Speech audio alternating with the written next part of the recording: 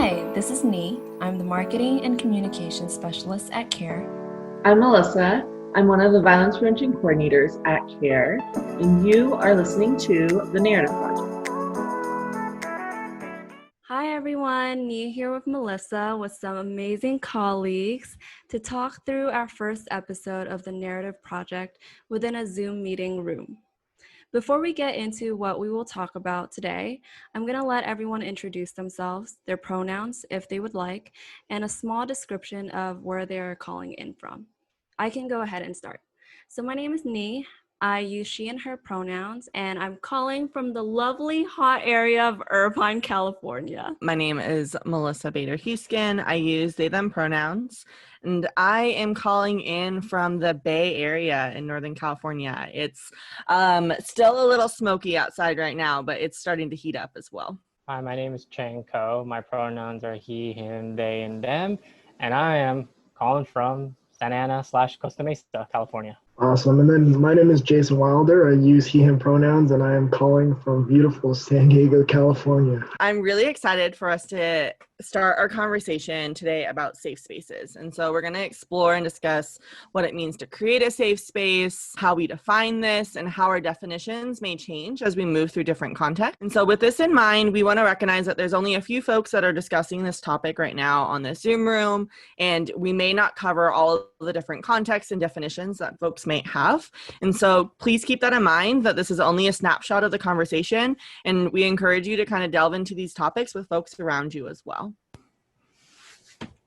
So without further ado, let's go ahead and get started. So the first question we wanted to start off with is, what does it mean to create a safe space for you? How would you define a safe space?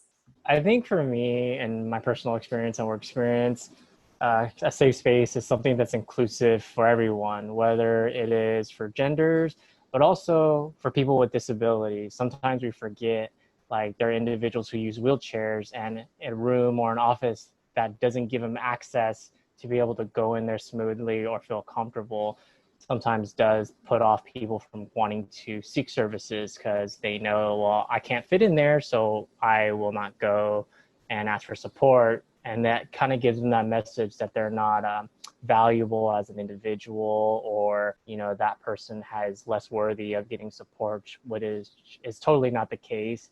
You know, obviously you want to do the best that you can, and sometimes offices are just built too small, but maybe there is an option to go to another part of the building, like a conference room, giving that option to individuals and variety. You know, some people do better in rooms that have windows. Some people aren't fortunate to have offices that have windows. And so I think that's partly for me, just thinking of inclusivity for every individual, whether you're a person with or without a disability, so that they feel like this is a place that is truly theirs and they belong there. Going right off what Cheng said, for me, a safe space is not only actual, conceptual places, but an environment to where you're free. You can navigate without facing judgment, discrimination, harassment, or physical, emotional harm, among many other things. And for personal experiences as well, I think it's being able to seek refuge in people or in places that, again, provide you that ability to feel like safe and secure. I really like that you both touched on the aspects of it's this physical space that you are able to navigate without undue burden and that you're invited into, but it's also this psychological piece too of, even if you're invited into spaces, sometimes you don't feel like you're welcome, even if that's a space that you're being told you are.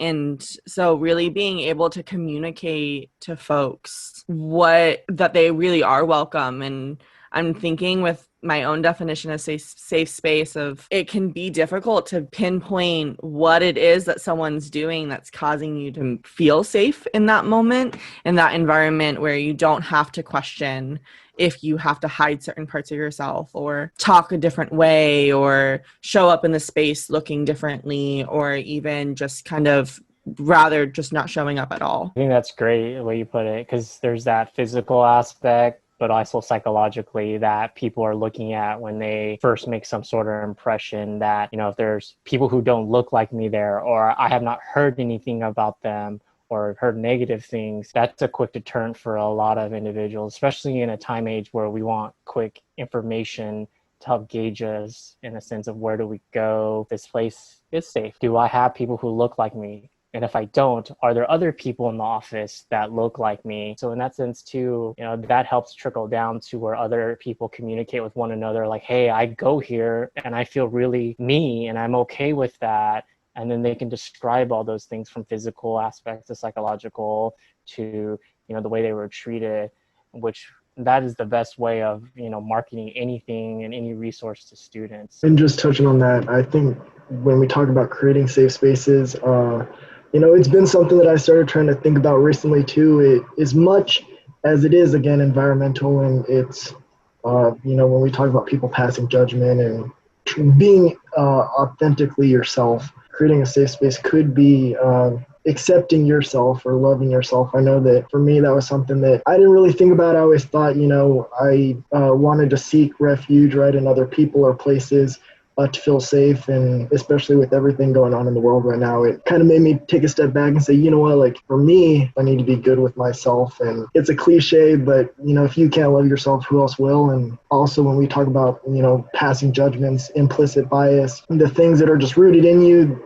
you don't necessarily know, but it's a lot easier to, if you're not creating a safe space for yourself and accepting yourself, to displace that onto other people. So I think that, all you get it right on the head. And that was just the one thing that I kind of thought about too, is, as much as it is for other people, it's for yourself. When I was reflecting about my own definition of safe space, I constantly think about my experiences, my assault. This happened last year when I was finishing up grad school. For the longest time, I kept thinking about the physical space that I was in. And it happened when I was on my way to work, and it was in the morning. And so I think a lot of people talk about, oh, you need to be careful at night. But it happened at 9 in the morning. And that really shaped the way I viewed safety. But I think what you brought up with like really being able to find love in yourself, it was really difficult like after that happened, because it was the beginning of my last semester. And I was having a hard time figuring out how to handle school. And I think about other students that we work with as well. You're going through school, you're navigating this, but not a lot of people talk about the trauma that you feel after. I remember like looking up things on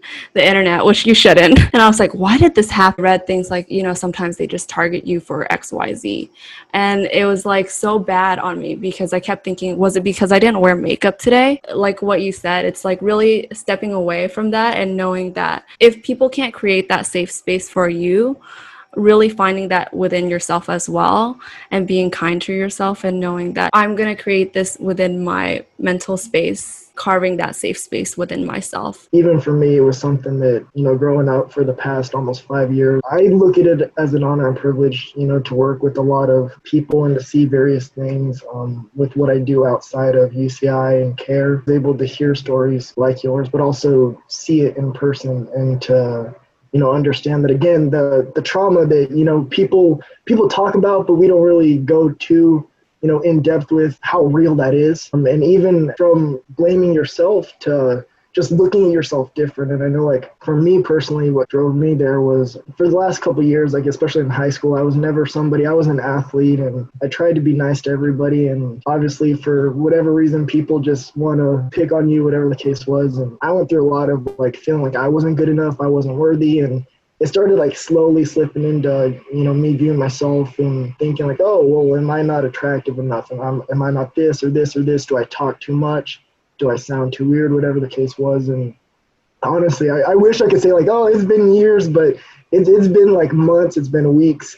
And it's a daily thing that I try to work on. And I had to realize the same thing, that again, like I can sit there and look and put all this effort into the spaces I'm in, but when am I going to get good with myself? When am I going to say it's not my fault? I am who I am, but as much as I need to change, the world around me should change for me as well. So that was the turning point for me. But I do think that, no matter who it is or what experiences, I think that the one thing that I will credit to CARE and why I love y'all so much is the last couple of years. That's what helped me really realize where I'm at in my life, that support's there. And even if, it's not physical, it's spiritual, or if it's not interpersonal, it's inside of me. So I appreciate that. Jason, I really liked how you said it was like the environment needs to change, because that is so applicable to a lot of things in disability related fields.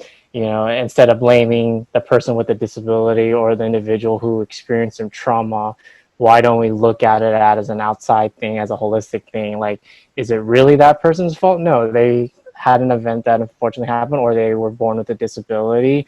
How can we change the environment to make it feel more welcoming? I use this as a great example. Wheelchair accessible doors. What can we do to make it accessible for everyone? And, doors that are sliding, like, the ones at Target that just slide open with weight, those benefit everybody. Elderly, pregnant individuals, children.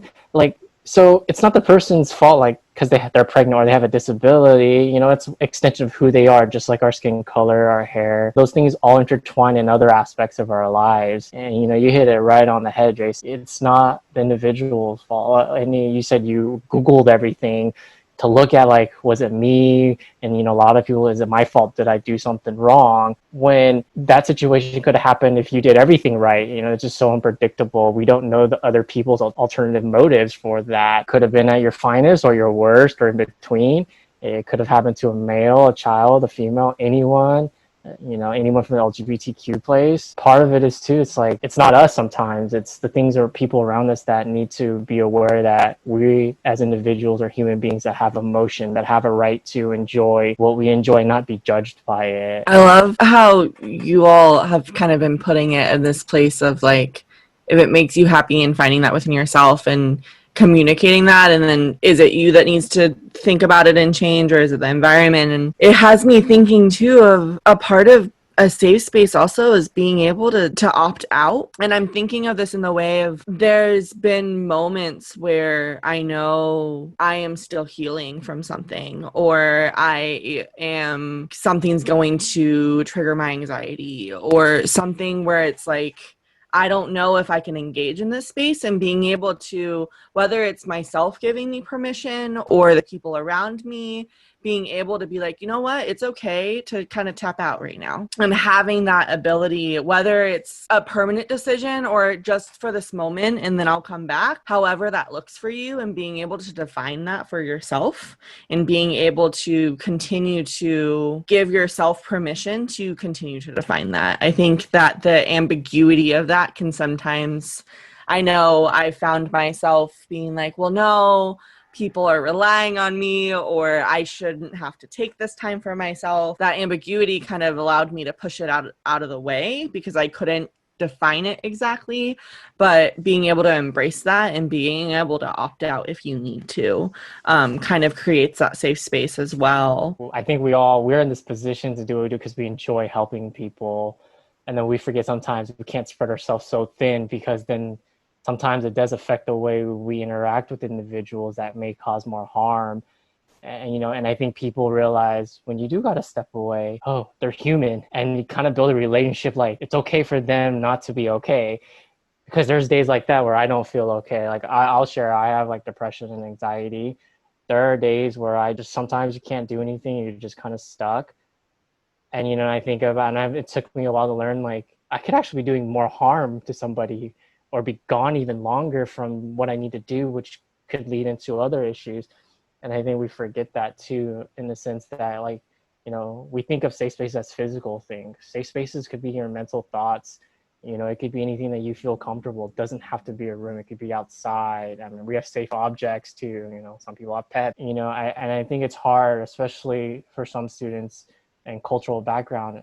It's hard to take a step back and take care of myself, or go find a safe space. And I think if you ask a lot of students, what is your safe space or thing to do, a lot of them would probably not know, because they're so ingrained with certain things, or there's something there that they're not even aware of because they've never actually been able to think about it or ask someone for help for various reasons. I was just thinking about how you brought up our different cultural identities. I see that a lot, especially during this time with COVID-19 and people experiencing and navigating it. It's so easy for other people to say, you should take care of yourself too and do these things. But I didn't even think about that cultural push to hit a certain expectation or perform a certain way. And I think about like Mel's comment on how you change the way you talk in specific spaces. as it relates to safe space. For me, my own identity as Vietnamese and the expectation to work hard. And so working hard in turns connects to sometimes working beyond your scope. And then how does that cause harm for me or for the people around me? I think it's a great thought. So I'm Chinese, Korean, first gen. You have that cultural pressure as one, people always stereotype Asian Americans as the model minority. And then you get that from society. And then you get that from your family. Cultural factors, huge. Gender, minority. I mean, I hear it from other people like African Americans. Why can't you be like Asians? I'm like, totally different context of life and experiences. Those are things that put people in the wrong thought process or make them start thinking their self-worth is not important. You see a lot of the victim blaming in people, individuals who have been assaulted. You know, what were they wearing? Were they drinking? How late were they? And you start hearing those enough that people start thinking about it in more that context to be true, or it ends up being, an unconscious thought that leads you to a path that you didn't intend to. And so those things, like, I think they do play a factor in a lot of things of what safe spaces should look like or could be, or who is a safe person to meet with. Those things, I guess, snowball into deeper thoughts, when sometimes the thing might be the simplest thing is let me go to a safe space, whether that be the care office, the LGBTQ plus area, DSC, student health center counseling.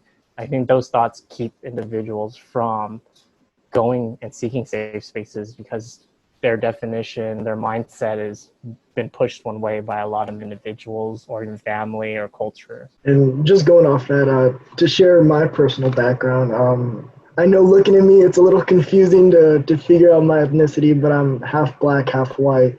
And growing up, I mean, I grew up in San Diego and by all means did not have it the worst, but also, growing up in such a diverse area, there weren't a lot of people of color. Brought up earlier that I was an athlete, and growing up, everyone wanted to make me out. When I used to play football, Pop Warner, we had to be, these aggressive, rude guys. And I was aggressive on the field, but that's where I left it. I was somebody, I always wanted to be a people person, and I have a passion for people. I was judged so hard growing up from, the way I looked to the way I talked. I wasn't, I was always told I quote unquote like the whitest black guy they knew. And it was so constant that I just thought it was normal.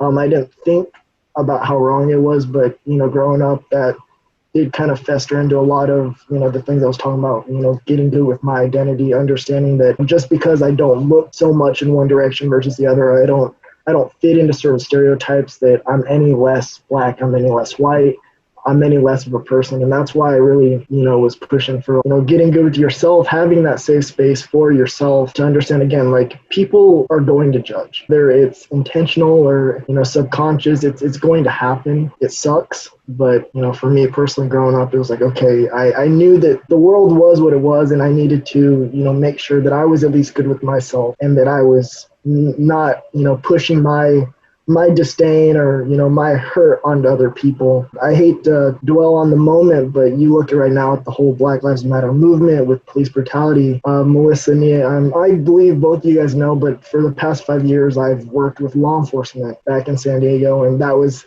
that festered into another, big stereotype, in that I was, I wasn't black, or I wasn't representing my people because I was doing one thing, but I've always been somebody that, had that mindset that, again, like, that, again, the world isn't perfect, and not saying that one person can't change the world, but I sure as heck want to try, or at least want to play my role. The experiences that I've been able to gain from that, hearing people's stories, being able to, be on patrol and respond to, people wanting to take their own life, or people being survivors of numerous circumstances, that it showed me that, when we do talk about safe spaces, that, again, it's not just places, it's people. A few years ago, while I was on patrol with some officers, we got a call. I went to high school in the area that I, work with the department. So it's rare, but it happens that sometimes we go to calls where we encounter people that we've seen in our personal lives. Got a call of an individual who she was a survivor of sexual assault. She was in a household where she didn't feel safe with her guardian, and she had called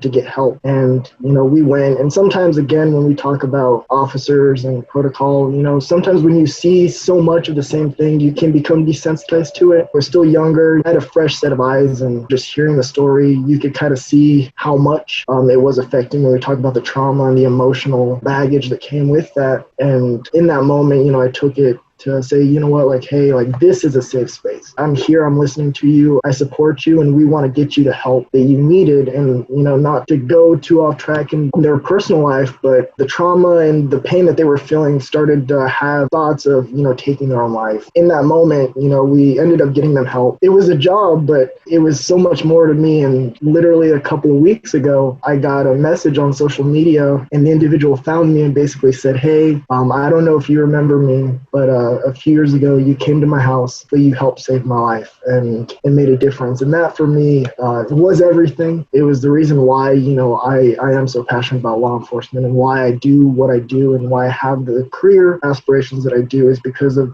moments like that, understanding that, again, whether you're a victim of circumstance, you don't have to let that define you, but also as an individual, as a layperson witnessing it, I don't have to feed into that. I can help you through it. It wasn't something, again, that I thought was so monumental, but it showed me, again, one person, one moment truly can, not only be a safe space for somebody, but it can change their lives. Thank you so much for sharing that, Jason. I think something that is sitting with me from that is this idea. I know CARE has been talking about it a lot, and I've been seeing it becoming more popular for folks to talk about in the vernacular as well. But this idea of kind of like community care and being able to support each other. And I think that goes into one of the questions we were wanting to discuss, is kind of like how we go about creating these spaces and support structures for our community to be able to find safe spaces. And I think what you described was you utilized your ability by being there, working with law enforcement in that moment, to be able to create that safe space for that person and allowing them to be able to confide in you and to be in that space. And that's something where it's so powerful. Like, they found you and messaged you to tell you the impact that you made. When we were talking about kind of like our backgrounds and how we go about and what safe spaces are to us based on our experiences, I was thinking of a lot of moments where visually, when you look at me, I typically dress in a more feminine way. And even though I identify as non-binary, so I present as this white non-binary person, my partner identifies as a man, so it seems like I'm in this heterosexual relationship. And so a lot of times when people meet me, they don't realize a lot of my identities. And I've found myself in safe spaces that then suddenly they find out something about me, and then all of a sudden it's not a safe space anymore, and I'm kind of rejected from that space. And then going and in those moments where they are incredibly painful, and I know that there's a lot of privilege within that as well, that I can find that space to begin with, that not everyone has. But when I leave those spaces and I have those spaces taken away from me, it's that community care aspect that allows me to then be able to heal, where it's people like you, Jason, that find yourself in a situation where you can provide that support to someone, or where I can go and talk to someone and they can reassure me that it's not me and it is okay. And being able to create that care within our community is so important, because we've given so many different examples of how we're being told we're not enough. And that's not okay. And it's okay to feel like you're not enough.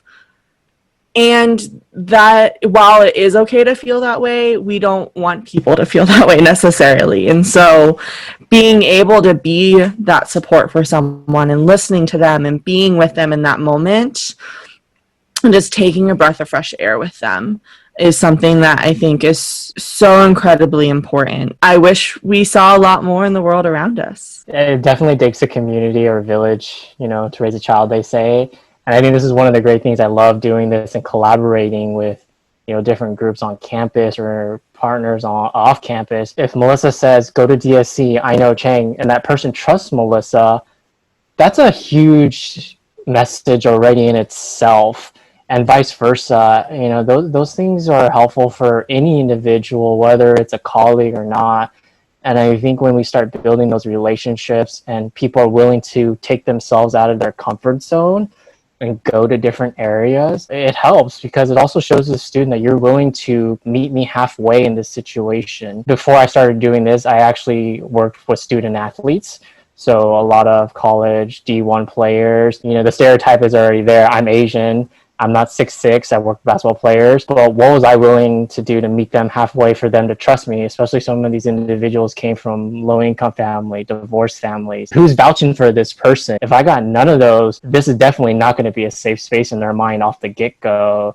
And so when you build a community, when people can vouch for each other and are willing to speak up, and especially like if you do wrong, that person is going to listen and not take it as a personal insult. Like, if Melissa came like, hey, Cheng, a student shared you did X, Y, and Z, you need to stop doing that, or can we educate you on how to handle it? That piece too in itself is showing that you want to learn and grow that safe space. No one's perfect. I make mistakes with students with disabilities. Sometimes verbiage just comes out. Community engagement and involvement across the boards are Black culture and resources. If I walked in there, those individuals may not trust me because they don't know who I am, but I go in there with my colleague who is a liaison to them, and then in itself, that shows like you're willing to bring this person into our safe space, knowing that they're going to respect our safe space. So you don't feel like you have to turn off that safe space or change who you are is a huge message. We can't control everything. And sometimes, like, you're right, it's not me, it's that other person. There are times and moments that we do have to kind of adjust and take a leap of faith like you did, Jason, helping that person out. You could have thought of every stereotype why that person was not going to listen to you, but that kept you from it, and you changed one person's life, which hopefully has that snowball domino effect that person changed someone else's life. It's the time frames of like, how can we start educating those people that aren't there? Are we comfortable calling out that bad person or that individual? Are we comfortable to, be the one to lead? One of the things I always say to any student that's referred by you all is, I know I'm a male, identifiable. If you feel comfortable meeting with somebody of the opposite, gender as me, no questions asked, please tell me. I will not take offense, because this needs to be a safe environment for you to be able to reach out and get help. And I think that in itself, for some of the students have told me, like, I appreciate you just asking that, because no one's asked me that. They just stick me with whoever. And I'm like, no, because this isn't my education, this is yours. I have no idea what went wrong or what happened. Taking that moment and just to ask a question that truly is, I'm thinking of you, Melissa. I'm thinking of you, Jason. I'm thinking of me. That's a quick 2-second thing that changed the whole outcome of a safe space and made it even safer, or could have changed it into an unsafe spot.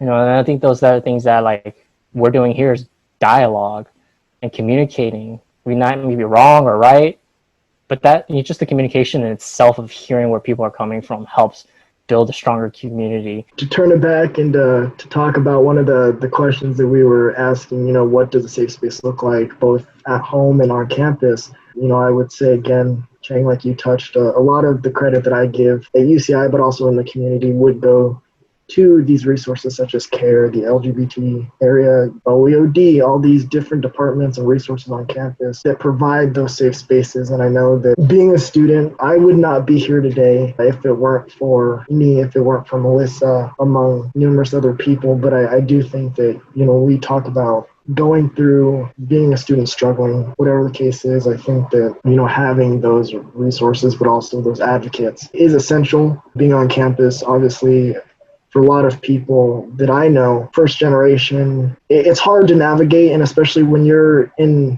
an environment where it's so academically rich that you're also trying to, grow as an individual and, further your identity. Sometimes you get lost, sometimes you get knocked down, and having those resources to go to kind of lift you up. I can name a million times that I was in Melissa's office and we were working on some stuff and either having a rough day or what it was. And they were like, take your space, if you need to check out for a day, check out. But I do think that, especially on campus, really leaning into those resources could make or break someone's academic success, someone's collegiate success. I know that a lot of my friends, a lot of the athletes on campus as well, also lean into those same resources, because when you're dealing with all the craziness that college has to offer, you can get lost. It can be frustrating, but again, there are those those moments and those places, those spaces that do kind of bring you back home and center you out. You know, the hard part is people feel shame going to these resources for whatever reason. And student athletes are one of the biggest groups too on campus that don't go to these resources for various reasons. Great thing is, if we don't have the answer, a lot of us know who to send or where to send them, which that in itself is a huge message, you know, for any student or staff member. And they realize, and that kind of helps them realize, like, it's okay to ask for help because I'm doing it as a professional. I don't have the answer, and they see that too, and they're willing to do it with you or not. That speaks a lot of volume to how one experiences college. That is so big on it is okay to ask for help. I cannot say how many times I'm like, I don't know, but I'll find out for you and I'll get back to you. Or this person will know. Like, allowing that to be a reality is so important. You know, just as much as you may feel that same care from faculty or staff, we feel the same way about students. We build that community alongside you and other students. It's not a one-way street. It's a collaborative effort. We're growing together, we're learning together, and we're supporting one another. And I think that makes community care through all of us. It exists, and it can continue to grow and thrive and transform, whether it's on UCI campus or in other campus or in other spaces as well. And that collaborativeness is just as much supporting one another as it is, as it was mentioned, I think, by Cheng, of educating one another and being able to be like, hey, you kind of made a mistake there, and this is why, and being willing to do that with, I know that there's been tons of times where I've done it to students, I've done it to colleagues, I've had students do it to me, and so it's part that creating together this accountability that's so important with community care, because while there's a lot of harm that happens because people are not aware that they're causing harm, and it's not necessarily, the onus isn't on us to educate folks when they harm us, but if you see that someone is doing something that's not okay, and you have the space that you can do it, being willing to kind of be like, hey, let's have a conversation. Yeah, that's definitely important. You got to get out of the comfort zone. I grew up with a lot of African American friends because I played sports, so I just didn't know any better. I had been called names all in high school, so identity conflict was like huge. You know, I've been called Twinkie, Banana, because people thought I was trying to act quiet, and then I was called other things when I, listened to hip hop. I'm a huge sneakerhead, so even that, like, when I was growing up, that was frowned. I was like, oh, you trying to be black? And I was like, what does that have to do? And I like shoes, like, and so you self-internalize, but other people would hear that but not correct them and say, like, that's okay for them to have that interest. What's wrong with that? That's a part of who they are, and that just goes down to other things too. It's okay to use your resources. There's nothing wrong with that. That part gets tricky too when we don't look at the whole picture of a student. Seeing you all face to face, yeah, a million things could pop up in my head, but I think more than like 90% of those stereotypes would be incorrect that I could come up with and would be wrong, without sitting there and talking to that person and learning about them. Sometimes you have to call out somebody that you're close with, and, if they really know where you're coming from and you're not just bashing them and calling them a name or anything, but also trying to explain it, that goes a million miles too. It's hard when someone doesn't want to do that, or, it's uncomfortable. But I feel like if I said something inappropriate, my colleague would be like, hey, Cheng, you should have said it this way. I knew what you were going at, but remember this population or this student, you got to think of it. And I would be like, oh man, I didn't even think about it. Let me email this student. And even that ownership to it saved a relationship, saved the student from getting a resource. I'm glad that whoever called the police and you helped them, Jason, they could have had a different experience, and that may have kept them from calling. That could have been a different outcome in their life. And so I think when people start seeing that too, across the board from their colleagues, family, that does help create a safe space, or a thought of a safe space, a potential, hope that, like, maybe I should check it out. I'm not 100% safe, but I got a little glimpse, and let me figure it out for myself. could be the game changer for anyone on campus or off campus. I think leaning into that, talking from, again, a student's perspective, for all the students out there, I wanted to mention this, but, one of the things that I realized being a student representative for the administration for CARE was that, my experiences, like everyone else, are not necessarily singular, but, sharing them, taking ownership, as we were talking about, but also being vulnerable at times helps other people go through. Again, like I was saying earlier, I didn't know that me just, saying, hey, I'm here for you would have had that big of an impact on someone's life. But I always hope as I've navigated college and, as I've kind of leaned on the resources that UCI offers, I was able to get a voice to where I stand here today and I'm talking, sharing my experiences, putting myself out there, in hopes that, again, it could reach somebody through the screen, right? That someone listening, someone watching is able to walk away saying, hey, I went through that, or I see where you're coming from, or have that conversation or start the conversation somewhere else. Thanks for tuning into the Narrative Project podcast. We hope you all enjoy the dialogue we had today.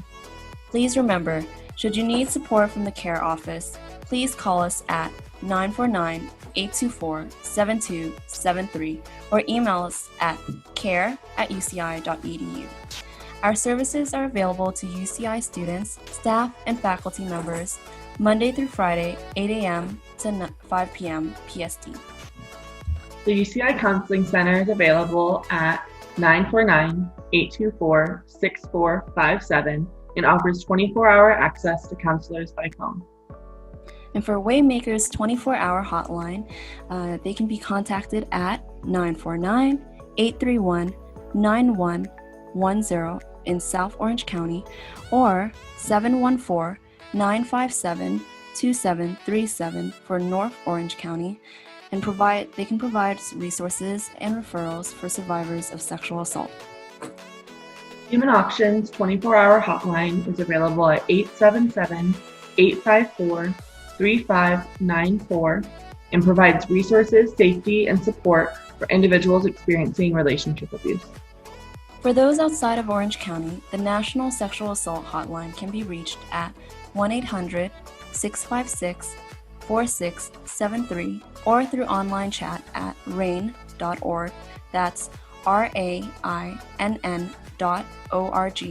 for resources and referrals for survivors of sexual assault. And the National Domestic Violence Hotline can be reached at 1-800-799-7233 or through online chat at thehotline.org. That's THEHOTLINE.org for resources and referrals for survivors of individuals experiencing relationship abuse. If you enjoyed listening to this episode, please be sure to share it with someone you know and join us for our next conversation. Bye for now.